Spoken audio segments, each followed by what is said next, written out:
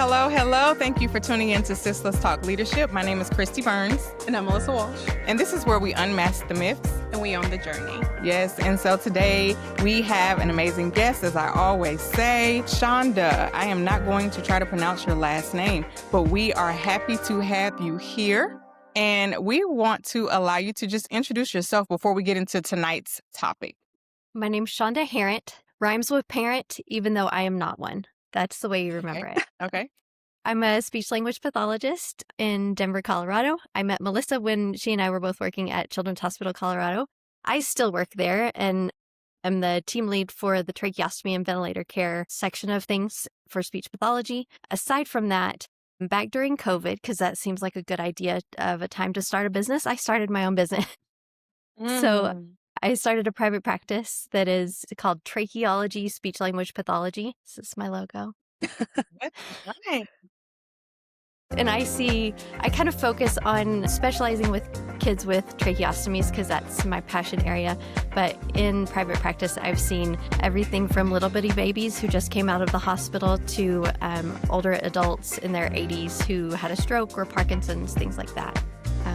I'm board certified in swallowing and swallowing disorders, and that's another passion area for me, is helping people be able to eat, drink, and talk. Wow, that's very interesting. And it's also interesting how you all met, knowing what you do. I think that that's great. So being the fact that you hold or wear many hats, it seems like, and you became an entrepreneur around COVID, which I'm pretty sure there are a lot of other businesses that were established at that time too, for obvious reasons. I think that's great. Tonight's topic is the price of being a high achiever. And so it's one of those topics where, I don't know, you can approach it on two different spectrums. You can look at the positive aspect of it. And then sometimes being an high achiever looks glamorous from the outside until you realize that some people are like succeeding publicly, but then they're like privately suffering. And so we're going to dive a little bit deeper into what that looks like for us. Do we consider ourselves high achievers? And if we do, maybe what does a high achiever mean to us? And then kind of just take the conversation from there.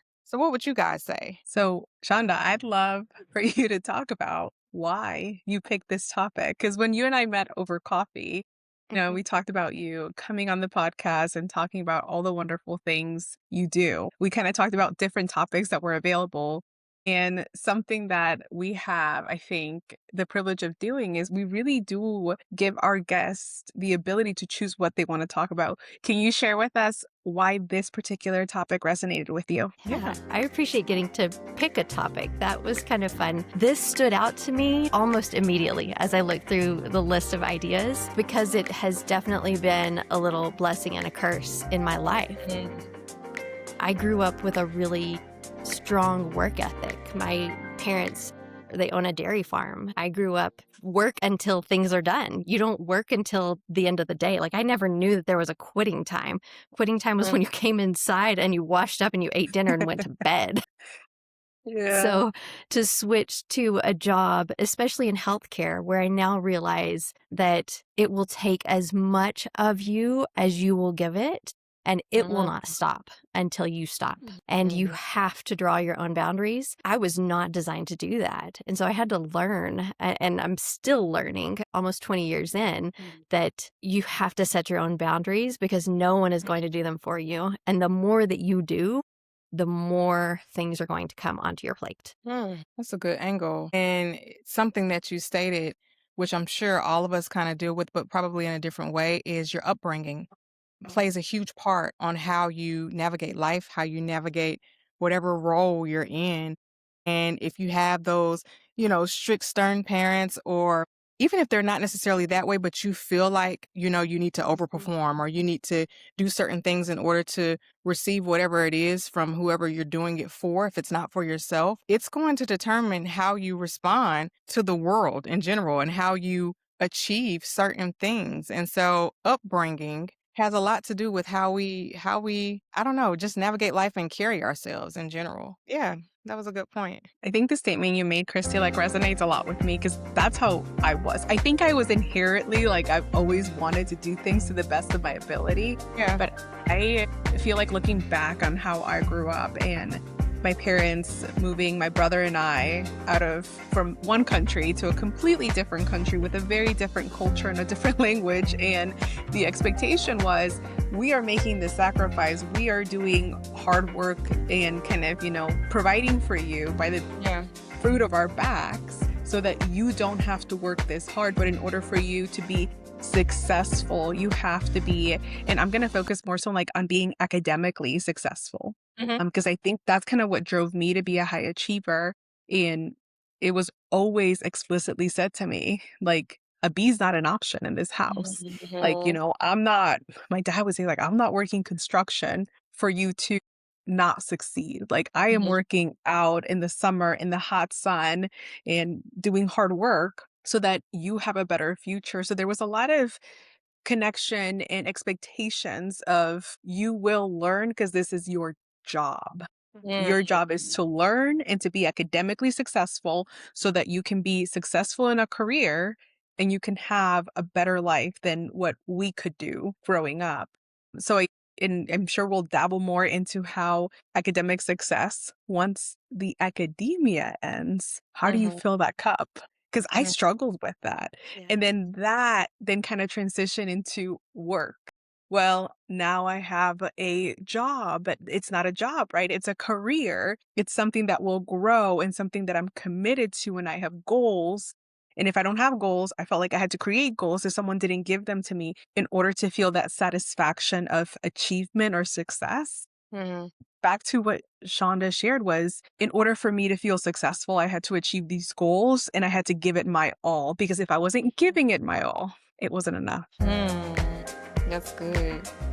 I feel like that kind of goes into, and Shaunda, you can let us know just from an aspect of, the entrepreneur and what you're doing from an academia level as well. But like, would you all say that like some of that turns into an addiction, like an addiction to validation, some type of addiction to maybe productivity, some type of addiction to like proving yourself or being needed in the position that you're in, or always being the strong one? I've heard people say that one before. I always got to be the strong one. Why can't somebody else be the strong one so that I can lean on them? And then like sometimes I guess too, like performance over presence, depending on what your role is. And I guess that one will pertain more to leadership because you're leading teams and things of that nature. But do you all feel like that could be the case too? Absolutely. It's a little like, it's cyclical where because you want to do better, you keep doing it, and it like feeds that dopamine hit. And it's very real in so many different ways. And it's interesting that you bring up like that, always having to have it together.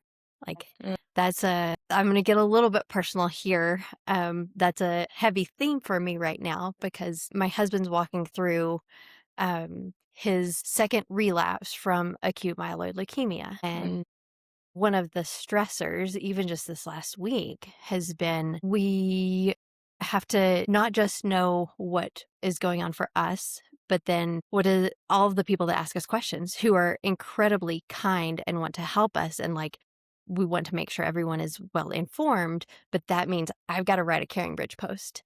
And I am so tired of writing Caring Bridge posts and like so tired of updating everybody else when I don't have the answers. But I feel this need to have it together for him and for everybody else that we love and care for, because that's what I've always done. Wow. So that is cyclic when you explain it like that. And it can be burdensome too, to kind of feel like you have to always be that person. It's not that you don't want to do it, because you're going to do whatever you need to do for any situation. But I guess I'm looking at it from like an emotional standpoint, what that can turn into as well. Thank you for sharing that. And I think it's hard too. Like, I don't, if this is something that you also experience, but for me, something I've been struggling with lately is because for so long, being a high achiever is also part of being very resourceful. Like, no one's really showing you the way. It's like a lot of the times the goals that you're set to achieve are such a nuance that no one has done it. So you have had to find a way. And sometimes because you have found a way, sometimes I get very overwhelmed when I have too many people depending on me. And that feeling of over dependence on me makes me almost, it's like claustrophobia. Yeah. And it really, I'm like, I just physically want to be like, okay, you all need to back off because I need to breathe. And I cannot, like, the simplest task will drive me out the wall. And an example I can give you is, I've been having a couple of just very demanding days where it's left and right, things are coming, kind of like what Shaunda's saying. It's like you have been on stage performing essentially all day, keeping it together, emotionally regulating so that other people feel supported at your expense and draining your tank of energy and emotional stability and your psychological safety for the sake of others. Yeah. That someone asked me for a favor and I'm like, I just cannot. Like, I cannot. I don't know how to tell you that I just don't care like that right now. And it's not that I'm trying to be rude, is I cannot take on one simple task. And it Yeah. was literally, can you give me this information? And I had to take like a good solid 5 minutes and breathe through it and remind myself they don't understand the kind of day I've had. They have no idea how much I am suppressing. Yeah. And then I ask myself, like, why do I do that? Why don't I just say, like, hey, I'd love to help you, but right now is not a good time? Going back to those boundaries, right? Going back to why, as high achievers, do we fight so hard to comfort others, but we don't advocate for ourselves and our peace of mind and our emotional stability and our psychological safety? And, it got so hard and so heavy that like I sent Kristi a text just to get it out of me to say like, girl, I have been emotionally regulating so much, but I will not cave. I will not break because of this. And, and something that I so love about our connection is I love that within my community, I have people like, I need you to join me in prayer because I feel like I cannot bear anymore on my own. And that sense of community is sometimes it's, back to Shaunda's example, sometimes it's not what can I do to help you? Sometimes it's as simple as like, hey, I want you to know I'm thinking about you. I'm praying for you guys. And if there's anything else, you let me know. But I just want you to know I'm praying for you. Yeah. Yeah.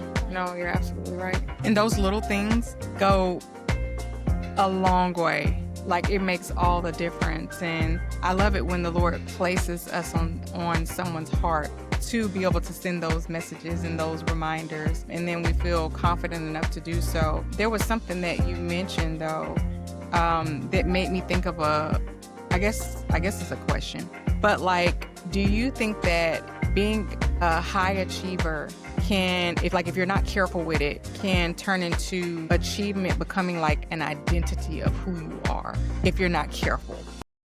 Yeah. And it made me think of like what you just said about being emotionally regulating, but not just coming out and saying what you truly feel, but finding a good way to say it. And why was it not okay? And why is it not okay that we don't feel okay with doing that?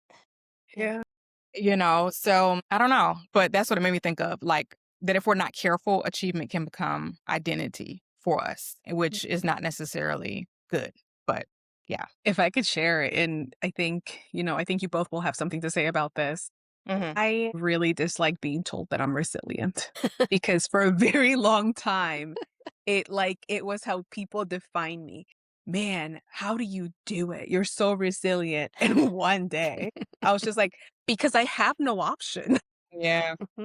I have no other option. My only option is to go through it. I can't go around it. I can't go under it. I can't go above it. I can't stand where I'm at. Shaunda, I don't know if you've heard that, or Kristi, if you've heard that and you've just been like, that's like asking, why is the sky blue? Yeah. Mhm. Yeah. No, That I felt have. really strong in COVID, where everybody was talking about Yes. resiliency. Resiliency. Mhm. I was like, I can't take any more resiliency. It's a done deal. COVID, I think, brought out a lot of things, and resiliency was It probably at the did. top of the list. But I think in return to what you just said, I think it makes us start to believe that we only matter when we're performing. Yes. That's all. That's not. So is that? So you think that that's okay? And it's not. So how do you shift your mindset, or I guess shift your performance as well, to not let people think that, okay, well, you make it look so easy, and we're struggling, inside. Yeah. But then in return, making us feel as if, okay, well, if we don't do it, then do we even matter anyway? So Yeah. I don't know. I think it takes a mindset shift for us to be intentional about being aligned, maybe with what we're doing. Alignment is something that I've been trying to focus on a lot, I think, within the past 2 weeks. And that is just in association with anything, being aligned and making sure that I'm providing clarity to myself on what I want to do, whether it's coming with being a high achiever or not. But if I am not aligned with it, it is okay to voice, like Melissa stated earlier, that no, that's not the direction that I'm going to head. And I think in return, it will take off the load that we sometimes create unintentionally if we're able to just focus on what it is that we should be doing in that moment, who we're supposed to be impacting in that moment, who we're supposed to be serving in that moment, because I think, pretty much all of us are in the line of service to some degree. And so, yeah, and I think that when we do that, that's when we'll be able to not feel like we only matter or people only believe in us when we're producing. That concept of alignment is really helpful. I appreciate those words because it puts it in the perspective of not just doing this to do it, whatever this thing is, not just doing it because it's the next thing to cross off the list, but doing it because it's aligned with who the Lord says that I am. It's aligned with what he's called me to do today, and it's aligned with who he is in this moment. Like, that's really helpful. Yeah, it's something that if we're not careful, I don't know, it just I don't know, just comes abruptly. You're like, okay, yeah, I can do that. Okay, yeah, no problem. Okay, yeah, I'll volunteer for that. Yeah, no, sure, I'll do that too. Okay, I'll send you that email tomorrow. Be on the lookout for this. And then it just turns into, I have this whole list of things, and it's like, well, wait a minute. What am I supposed to be focusing on? Not leading to burnout or being the high achiever, and just making sure that it is aligned. And so I've just recently learned that. So I'm being intentional about the alignment. And knowing your values too, right? Yeah. And we've discussed that a lot. And I think previous episodes when we talked about the more self-aware you become, the better you know your values. It makes it easier to say no. It makes it easier to self-regulate. Even if it is hard in the moment, at least you are self-aware and I need to pause. I need a minute. I need to talk to a friend, a trusted colleague, or my go-to person that will give me a sense of advice or help me shift my perspective in the moment. Because I do think that and you alluded to this, Kristi, at the beginning, is there's two sides to the coin of success in being a high achiever. There's the hard part, which you mentioned happens. It's the hard work that happens privately, as you said, and sometimes the recognition that happens publicly. Like, a lot of people don't know all the work that goes on before really the big show up, right? Shaunda just she helped coordinate a big event for a trach vent population. And I don't think that people they see the event, they say like, oh, this is great. We got our t-shirt. There was a DJ. This was so engaging. This was fantastic. I was a proud virtual participant.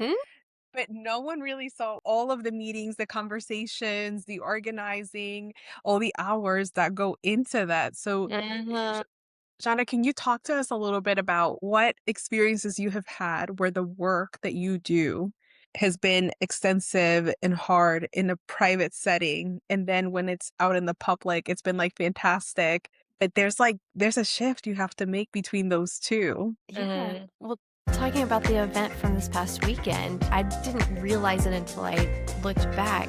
We had been planning it and having meetings weekly since November, December, and didn't even really think ahead about how long this was going to take and how much. We sort of just jumped in and we're like, it's the inaugural event, we'll figure it out.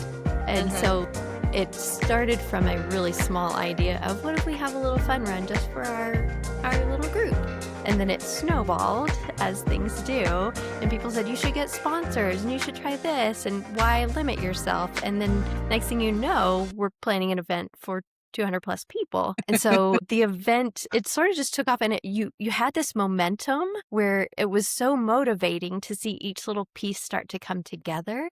And so that motivated you to do more. And then the event day comes, and seeing all the people and all the pieces that you were hoping to come together really sink in. It was beautiful. It was so encouraging. And then after it was all over and we cleaned up, I needed a nap so bad. I can't even imagine. Yeah.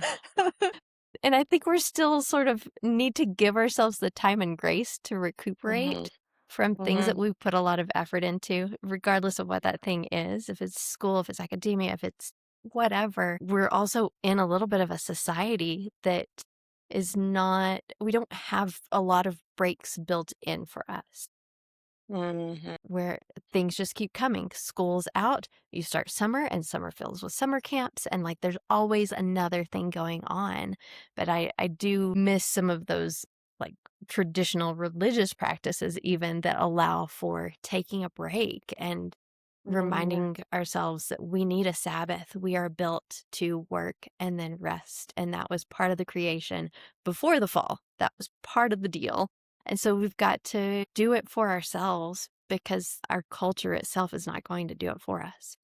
That's good. I think based off of what both of you just said and kind of what you explained on how you work so hard to get to a certain point, even though you may feel exhausted or whatever to get there. But then once you're there, it's encouraging. It energizes you more because you're at the final phase. You've seen the product. The outcome is everything you anticipated and more. You ran out of shirts. I mean, all the things just made it perfect for you. But I think that I think that we get to that point so easily, meaning we're able to see the outcome and everything because we're able to function while we're overwhelmed. We're still smiling perfectly when we're exhausted. We do. We smile when we're exhausted. I mean, I'm telling you, like, I have TMJ. When I do that a lot, I immediately, like, my jaw starts hurting. And I find myself more and more in pain from smiling. And it's crazy, only not in a bad way, but I'm just saying, like, it just shows that you're smiling when you're exhausted and you're still pushing through no matter what. And you know how to keep producing even when you're emotionally depleted. I'm pretty sure everybody, you've heard people say, well, I can't pour from an empty cup. We do it all the time. All the time. The cup is depleted. So we're resilient. But I think that is why, we were able to see the end result and all that. But there's got to be a different way. There's got to be a better way to get there. And I think it just comes from, maybe prioritizing. And as we talked about earlier, not taking on things, making sure that you're aligned in whatever it is your purpose to do. But I just wanted to state that comment that that's the reason we get there sometimes is because we're smiling through it. We're still producing even when we're not emotionally stable and we function in being overwhelmed. You ever heard anybody say like, I like the pressure? Like I function better when the pressure is on, when it's at the last minute. Like, yeah, I had 2 months to get it done, but I waited to the last 2 to 3 weeks and I love the pressure. That's not healthy, but that's what we do because when you're overwhelmed, it doesn't matter. You're going to keep going and you're going to get it done. So we smile through it, but need to look into that. I think it's we're trying not to cry. That could be like I do like sometimes. Yeah. There's times where I think when I talk about something that's like very stressful, I just start laughing, not because I think it's funny, but because I'm like, what do you even do in this situation? Like, this is just so bonkers that I don't, like, my body doesn't physically even have the energy to cry. It's like, you almost feel like you cannot allow yourself to feel because you can't fall apart because it's going to take you longer to put yourself back together. And that's hard. I do have a question for the both of you. Have you guys ever felt that because we're so high functioning and we're so go, go, go, that when you choose to rest, you almost feel like you're being lazy? Oh, yeah. Absolutely. Isn't that crazy? Guilt and laziness. And I'm like, I am not lazy, but man, I feel lazy. Or I'll jump up and say to my husband, oh my gosh, I'm supposed to be doing something right now. And I'm looking at my phone, looking at my calendar on there, pulling up my work calendar, pulling up every calendar that exists in my life. And there's nothing there. And I'm still assuming that I'm supposed to be doing something. And he's like, just rest. Like, why do men have the ability to do that? Because my husband is just relax. Be like, you relax. Yeah. It doesn't work that way. Tell me to relax. It doesn't work. And you know what? Now that we're speaking on it, I think it's because mentally it never shuts off. Physically, we're telling ourselves to rest. So physically, yeah, we'll go lay down. Yeah, we'll sit on the Yeah. couch. But our mind is constantly running, Mhm. constantly racing, constantly thinking, constantly trying to be solutions oriented, constantly thinking about the task that we have the next day, constantly thinking about what didn't get done today. And the physical and the mental, they're not speaking to one another in the moment. And it just doesn't work out. But there is a way to overcome that. I'm going to say this really quickly because there's a lot that goes into it. And I'm pretty sure some of you have heard of this before.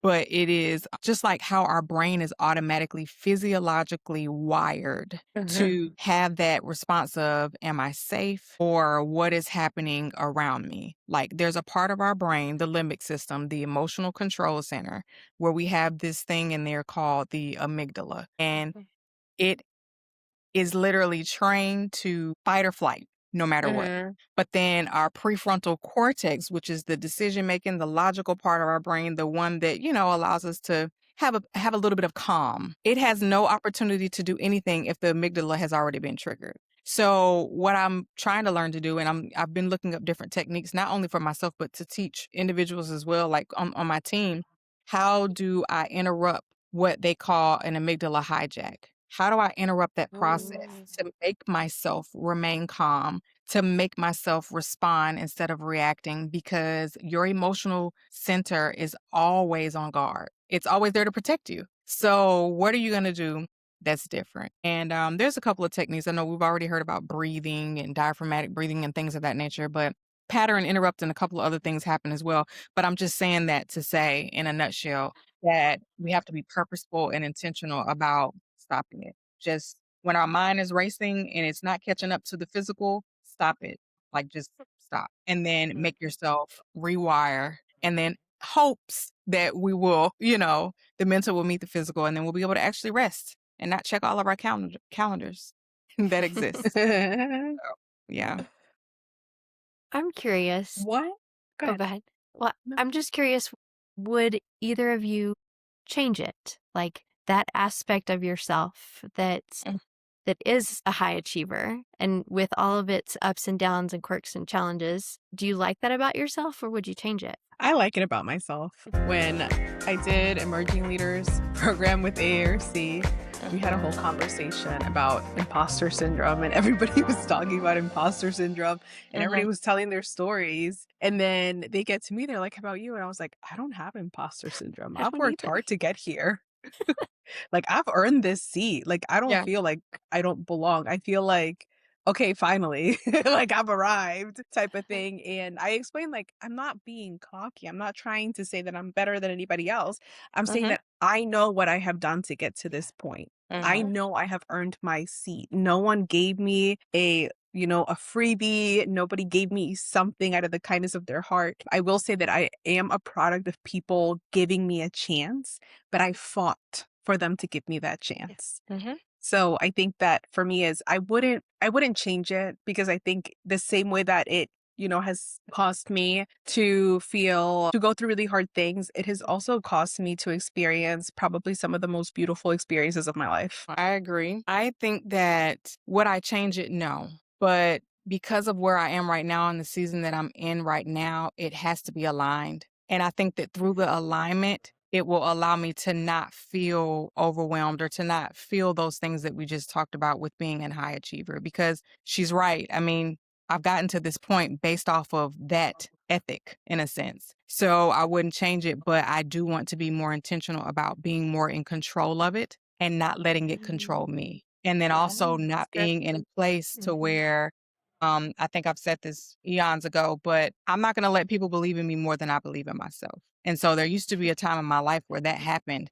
And I had to get to a mental space of saying, okay, like, yeah, I guess I agree with them. I think I do. No, now I totally know that I've gotten here off of my own work ethic and, achievements and things. And being a high achiever has done it. Okay. So now that I'm here, I'm grateful for it and I thank the Lord for it. Now I need to be strategically aligned in what I do moving forward so that I can still be a high achiever, but in an aligned way. So hopefully that makes sense.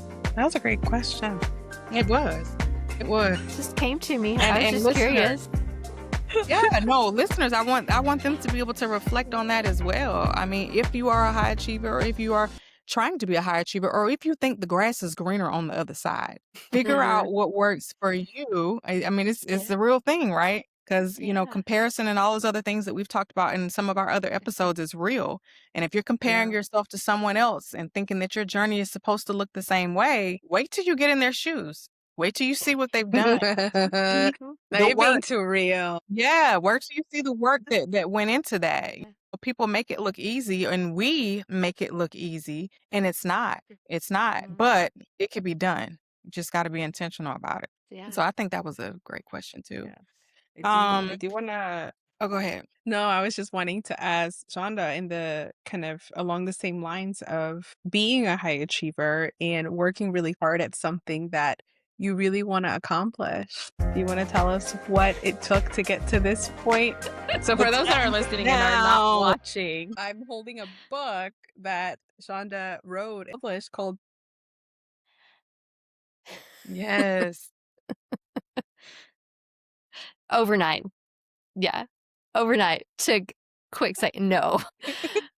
The story of Beep Beep Beep It's Time to Eat is a story of desperation because the very first patient that I had in my private practice, I was seeing for feeding therapy, and he had had a very, very long road to getting to eat. He was born with a congenital diaphragmatic hernia and had lots of issues and ended up going home with a trach, and for a wide variety of reasons, he was interested in the idea of eating, but could not cross over from stuff like touching his mouth to actually going down his throat. He's also 4, and he loved vehicles, and he could tell you any car that drove by. He could hear a siren and know if it was an ambulance or a fire truck or whatever. Wow. He loved vehicles. So I was like, I wanted to teach him to swallow rather than just let his saliva come out or let the food come back out. So I was like, how could I do this? So I started with what can go down a pathway. And so I then started playing around with Canva and found vehicles, and then turned the vehicles into essentially each one of the stages, the very simplified stages of a swallow. And so I made a rough draft. I wrote it just for him. I had no interest in publishing it all, and wrote it for him so that we could have a way to give him this, it's time to eat, and here's what we're going to do, and we're going to make we're going to chew chew chew, and that happens to be a train, and chew chew chew and swallow, and then the train goes down your throat, and then there's a jokey little thing at the top of the throat that the epiglottis is the police officer. He's the security guard. Nope, no food for you, lungs. You gotta stay out. And I got lucky on Canva. There was a cute little drawbridge thing that opens and closes.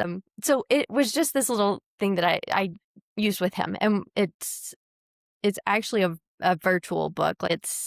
It plays through a little video, but I printed a copy out for him and then told a couple of people about it. And they were like, you need to sell this. You need to get it out there, because there's not a lot of books about feeding and swallowing. There's books about these are the colors of the food and things, but not about how you actually swallow, and not in terms that a preschooler can understand. And so I just put it out there. It turns out Amazon will let you publish lots of things. Including, and here's the cost of being a high achiever, that you think you're going to do everything yourself. I printed it. I started selling. I put it on my social media and was like, look, I made this book. And then a friend who also has a kid who had a trach, she messaged me and was like, where's page 4? I had left out an entire number. Page 4 missing? Or it was between 4 and 6. It just went straight from 4 to 6. I don't even remember. But there's entire numbers missing out of this whole deal, and her preschooler found it. Wow. So I'm hoping, Melissa, that you have a correct copy. The full copy. I'm looking right now. Depending on when you ordered it. Okay. It may or may not have the right So numbers. I have 2 number 4s. There it is. Okay. Vehicle number 4 is ears, and Mhm. vehicle number 4 again is the nose. I mean, it's pretty There you close. go. It's like 4.5. Yeah. 4 4 3/4. 3/4. But there's no number 5. So there you go. Wow. It's, a thing that definitely took me down a notch on like, you were going to do this great thing. And then now it is out in the world with the page wrong with 2 number 4s and no number 5. So It's okay. live and learn. And you have to Just kind of so let Out go of of that. curiosity, you like, I love what you mentioned that, like, because part of being a high achiever is you think you're going to do it all by yourself, then you went and did it, and you find that you made a mistake. How did you navigate that? Because I think there's people out there, and Kristi and I can talk about how we navigate mistakes, failure, hiccups, conveniences. How did you navigate when you found that out? I think it started to like it was very like, oh no. And I started with an apology and like I immediately pulled it off of Kindle Direct Publishing. I was like, nobody can get any more of these. So I pulled it off, fixed it, and then re-put it out there. And then this is the most public I've been about that mistake. Like I told, wow. inner circle, like told my mom and, friends, close friends, like you'll never believe what I did. But I actually find that telling the story and owning that mistake is so helpful to be like, you know what?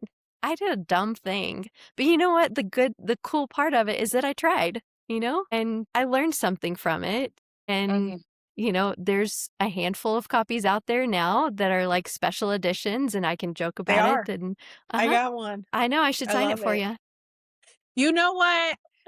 I knew I was going to see you that day. I should have brought it. So we're just going to have to create another meetup. We have to create these experiences and I'll just carry it with me. I will. I know it's limited edition. Don't you wish you had one? Because the one online now is corrected. It does have a number 5. A number 5. Okay. So that'll probably be the one that I get. But it's okay because I know the story. So yeah. That's perfectly fine. All right, so let's play a quick game. We'll say this or that, rapid fire. And it's gonna just, what do we say, 10 seconds? 10 seconds for a response. Super simple. All right, so would you rather do bungee jumping or skydiving? Bungee jumping. Skydiving. Bungee jumping, for sure. I need something to hold me down to earth. Yeah, me too. Cat or dog for a pet? Dog. I love my little Coco. Yes. Would you rather vacation and go and do like skiing, or would you prefer to be on a beach? Beach. You do it all, Shaunda. This is not even a fair question for you. You literally do all of the activities. The last time this question.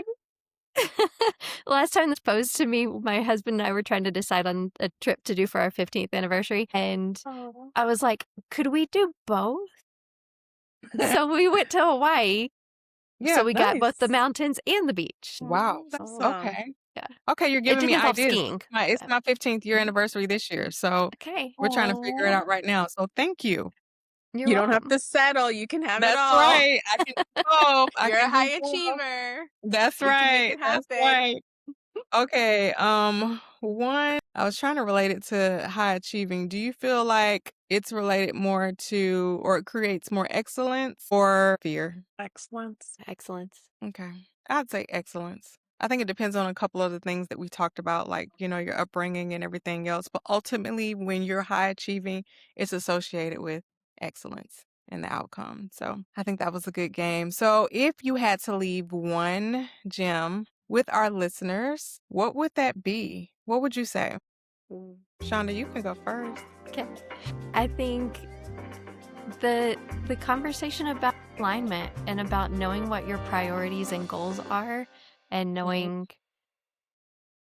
if the thing that you're deciding or doing is aligning with that, then that can really guide your high achievement into something that's productive. And if your high achievement just points you to just doing, it's probably going to end badly for you. Yeah. I would say find you some friends that are high achievers if you're a high achiever, because there's something to be said about another high achiever telling you it's okay to slow down. It's Mm, okay to rest. I find it hard to take that advice from people that don't have the same work ethic than I do, because I yeah. don't think that they understand how difficult that is to mentally break that. But if Mm, you hear it from people that you are very much alike in that type of work ethic or life ethic, right? Because it doesn't have to relate to work. But if you're mhm, someone in life that just loves to accomplish and be busy, you need someone to tell you when to slow down. mhm, I'm glad that I have people in my life that tell me that and that I've been able to be that person for others. mhm, that's a good one. I think what I would say is I really don't think that anything that we've talked about here, like the goal to it is to stop being like that ambitious person. I really think that the goal is learning how to still achieve without abandoning yourself. Yeah. So don't forget about yourself in the long run. Throw some self-care in there, rest, make the mental align with the physical. And then just remember too, like you deserve to be loved more than what you produce. And I think that will take the feeling away of you feeling like the only time I'm worthy is when I produce. So just know you deserve to be loved more than what you put out there, more than what you do, more than what the checkbox is. And I think all will be well. That was awesome. I think that this was great, a great topic with a great individual. Shaunda, thank you for sharing your time with us. Thank you for sharing like your energy, your expertise, your journey and even getting personal with us. I think that sometimes that personal touch makes it even more relatable. And so we truly, truly appreciate you and everything that you brought to the table today. And so, Melissa, it's always a pleasure. So we really appreciate everyone tuning in to Sis Let's Talk Leadership. Everyone make sure to have a great night.